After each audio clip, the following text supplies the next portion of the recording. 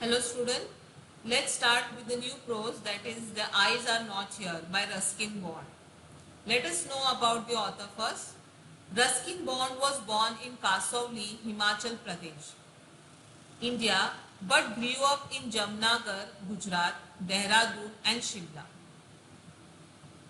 His writing career spans across 40 years, and in this time he has written over 100 short stories, essays, novels, and more than 30 books for children. Means his career as a writer here was of 40 years, and during his span of career, his 40 years here, he has written many short stories, essays, novels, and more than 30 books he has written for children. He has also published 3 collections of short stories: The Night Train at Deoli, The Time Stops at Shamli, and Our Trees Still Grow in Dehra. He wrote his first novel, The Room on the Roof, when he was only 17 years old, and it received the John Len Reyes Memorial Prize in 1957. Vagrants in the Valley, intended as the sequel to The Room on the Roof, was also written in his teens year. Ruskin Bond was awarded the Sahitya Academy Award for English Writing in India in 1992 for Our Trees Still Grow in Dehra. He also published a collection of non-fiction writing under the title Rain in the Mountain. Delhi is not far. The best of the Ruskin Bond was published in the following year. He was also edited 2 anthologies, the Penguin Book for Indian Ghost Stories and Penguin Book for Indian Railway Stories. Now the extract here, The Eyes Are Not Here is also known as The Girl on the Train and The Eyes Have It.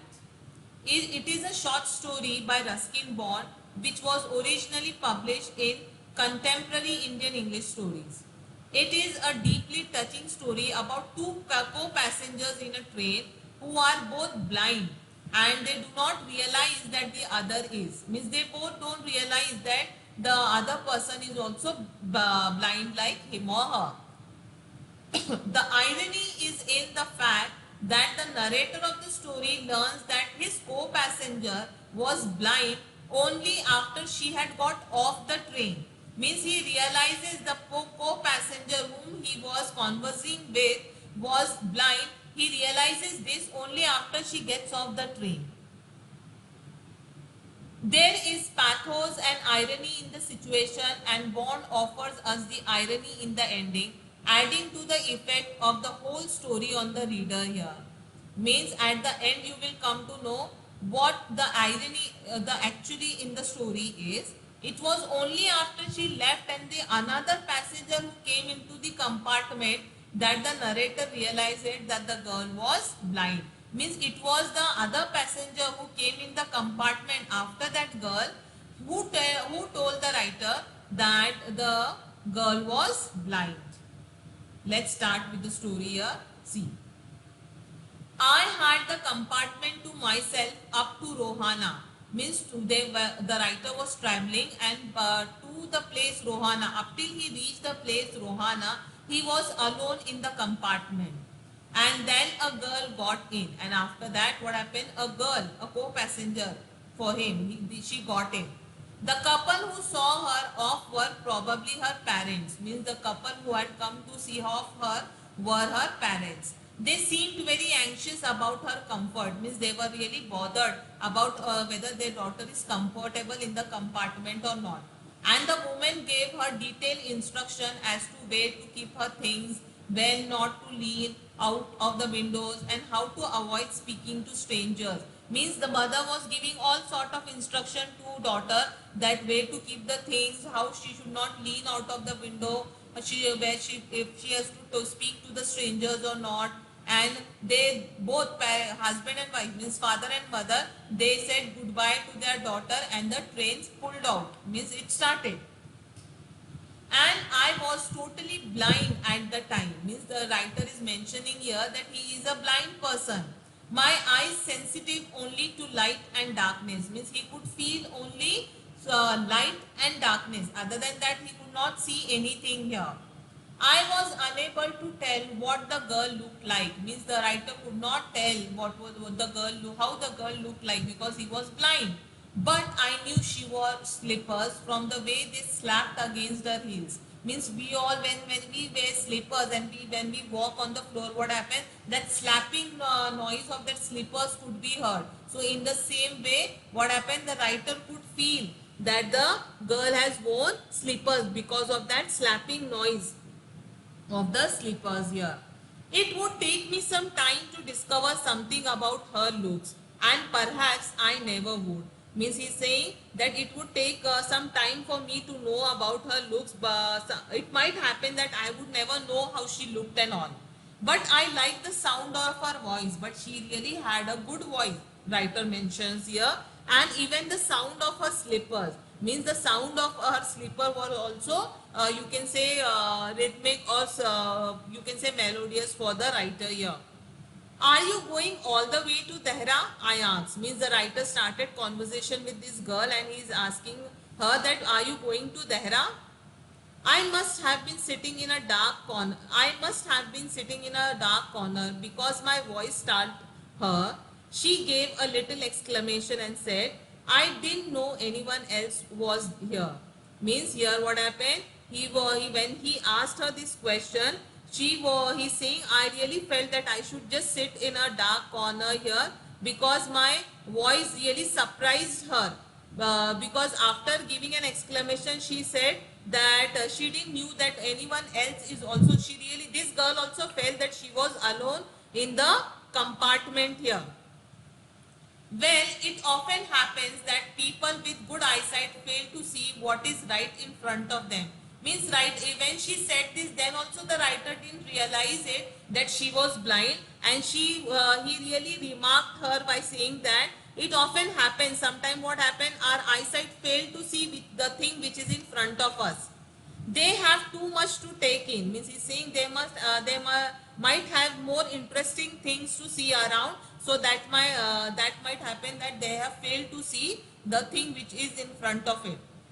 I suppose where people who cannot see or see very little have to take in only the essentials, whatever register most telling on their remaining senses here. Means he is saying here, the people who cannot see or who can see very little, they have to take in only whatever thing is essential for them, necessary for them, and whatever register most telling on their remaining senses. Means if they could not see with their eyes, they could feel the other thing. How the writer came to know that the girl was wearing the slippers, it is because of his ears here, you can say. He could really you can say, he could really hear very correctly that what is the sound of the slipper, what is the sound of the shoes when the person walks here. I didn't see you either, I said, but I heard you coming. Means he's saying, I didn't see you either, but I heard you coming. I wondered if I would be able to prevent her from discovering that I was blind. Means writer was trying to avoid telling her that he was blind. Item.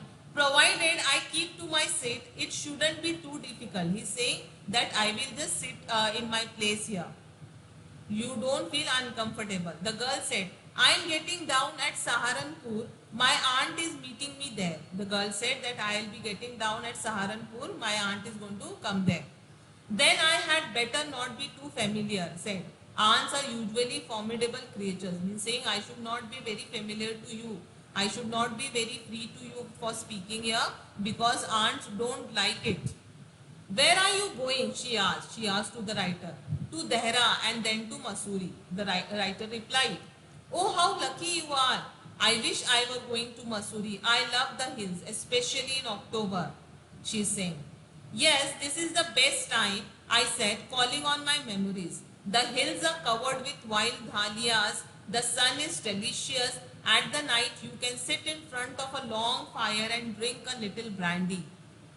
Most of the tourists have gone and the roads are quiet and almost deserted. Yes, October is the best time. Means he's saying it is the best time to go to visit Mussoorie because the you can say tourist everyone is gone, roads are quiet, the area is almost deserted, and really we can enjoy the peaceful atmosphere there. Then she was silent here, she was quiet, and I wondered if my words have touched her or whether she thought me a romantic fool. Then I made a mistake. Means he feels whether the girl did not like whatever writer has spoken. What is it like? I asked. Means he is asking, what is it like? She seemed to find nothing strange in the question. Had she noticed already that I could not see? But her next question removed my doubts. Means he is saying, what seemed to find nothing strange in the question? Means why you feel that whatever I said is something unusual, and he really feel that the girl must have realized the writer is blind, and that's why she did not want to speak to him further. But the next question with the girl asked the writer made him clear his doubt. He really was sure that the girl did not realize that the writer was blind. Why don't you look out of the window? She asked. She's asking to the writer that look out of the window. I moved easily along the breadth and felt the window ledge. The window was open. Means he just easily moved towards the window berth and the window of the berth, and he just looked felt the window ledge. Means the you can say the ledge which doesn't allow the person to go more out of the window here. The window was open and I faced it. His face was towards the window, making a pretense. He was pretending as if he is looking out of the window because he didn't wanted the girl to know that he is blind, of studying the landscape, and he was trying to pretend that he is looking at the beautiful landscape which he could see from the window. I heard the panting of the engine, a rumble of the wheels, and in my mind's eye, I could see the telegraph poles flashing by. Means he saying I could though he could not see, he could hear from whatever is going around him. So he could hear the panting of the engine, the rumble of the wheels, and through the you can say eye of his mind, he could see that the telegraph post has just gone by. Have you noticed, I ventured, that the trees seem to be moving while we seem to be standing still?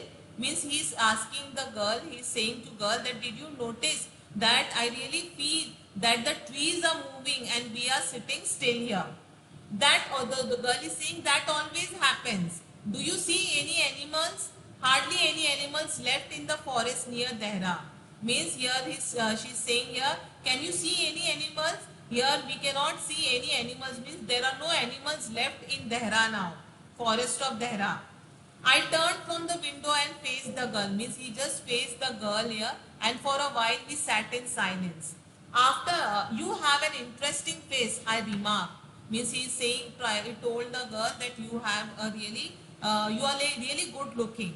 I was becoming quite daring. Means he started to dare to try to, you can say, flirt with girl or say something good to her to please her. But it was a safe remark. Few girls can resist flattery. Means few girls take it positively if you think that the boy is trying to flatter her or trying to play fool with her. She laughed pleasantly, a clear ringing laugh. It's nice to be told I have an interesting face. I am tired of people telling me I have a pretty face. Means she's saying I am really happy with your comment that you remark that I have got an interesting face, because people usually tell me that I've got a pretty face here. So it is really different to hear it. Different you can say remark to hear it. Oh, so you have a pretty face, thought I, and aloud said, well, an interesting face can also be pretty. Means okay, he's saying you have got a pretty face here, but interesting face can also be pretty, the writer is saying. You are a very gallant young man. You are a very happy young man, she's saying. But why are you so serious? Means he's asking. I thought then that I would try to laugh for her, but the thought of laughter only made me feel troubled and lonelier. Well, soon be at your station, I said. Means he's saying if I really become very free to her, soon she is going to leave when her station comes here. So this thought really made the writer sad here. Thank goodness it is a short journey. I can bear to sit in a train for more. I can't bear to sit in a train for more than 2 or 3 hours. The girl is saying, I'm really thankful, or I'm really happy that it is a really short journey. Soon my destination has come, because I can't sit in the train for more than 2 or 3 hours. Yet I was prepared to sit there for almost any length of time. Means he was really enjoying the girl's company here, just to listen to her talking. Her voice had the sparkle of a mountain stream. Means he really liked to hear her speaking here. As soon as she left the train, she would forget our brief encounter. Means the writer is thinking that once she leaves the train, she will forget everything here. But it would stay with me for the rest of the journey and for some time after. But he's saying it would be really difficult for him to forget this girl so soon. The engine whistles. The engine whistles shrieked. The carriage wheels changed their sound and rhythm. The girl got up and began to collect her things. I wonder if she wore her hair in a bun,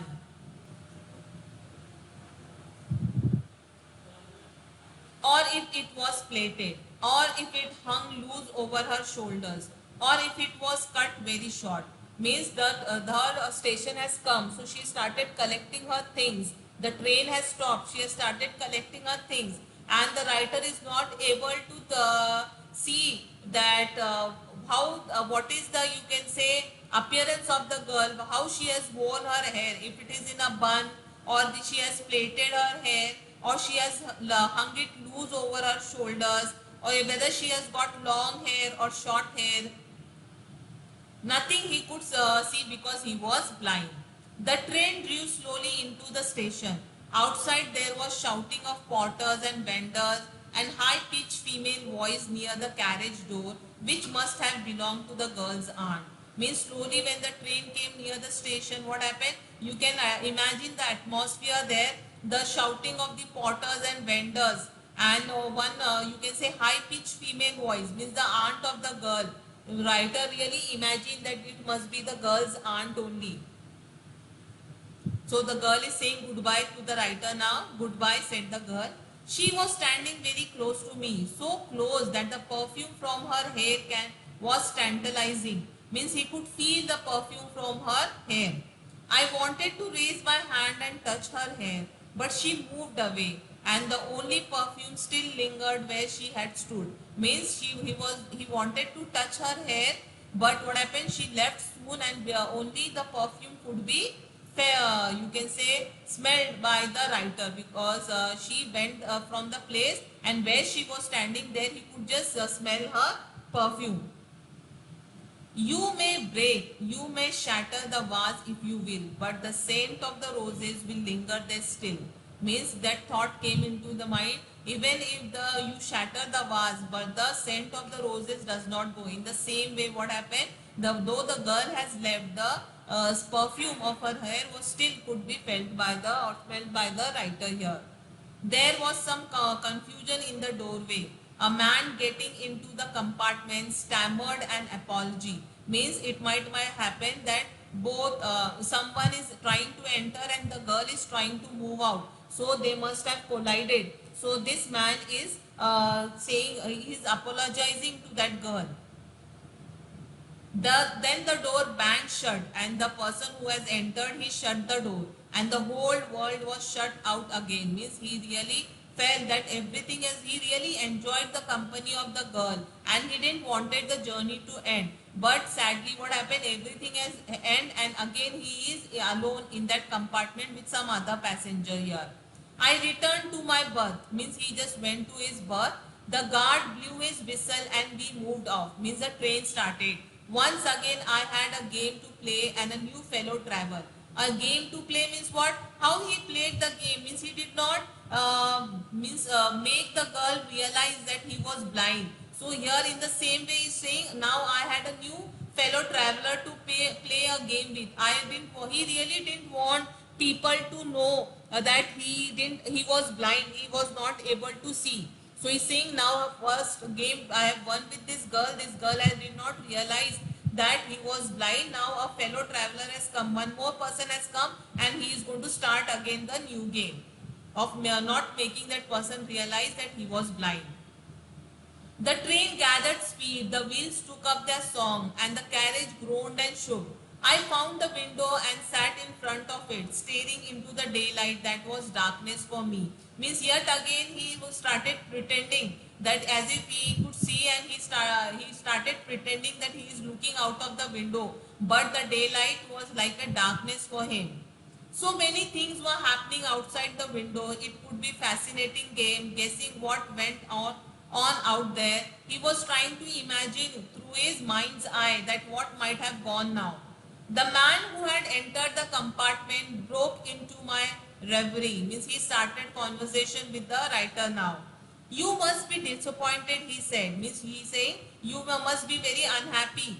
I am sorry. I am not as attractive a traveling companion as the one who just left. So what that man is saying, I am really sorry, you must be disappointed because I am not as good looking or attractive as your earlier fellow traveler was. Means he is trying to say that the girl was very pretty and she has left you. So you might be unhappy now because I have come in her place.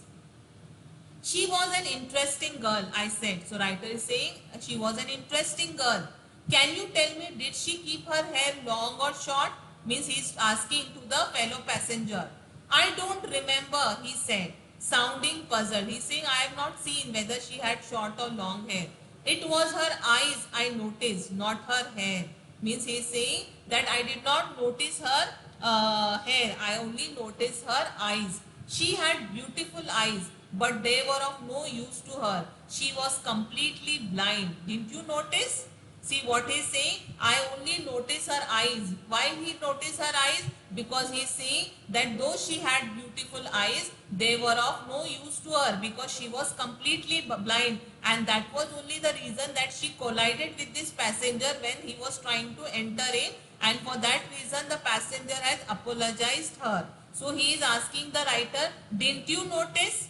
So same thing he is trying to tell us here, that the girl also tried to pretend that she is not blind to the writer, and writer also played the same game. So both each other, writer and the girl, they were trying to play game of pretending that they were not blind here. So I hope you have understood the story. Go through the lecture and try to solve the questions given below the lecture. Thank you.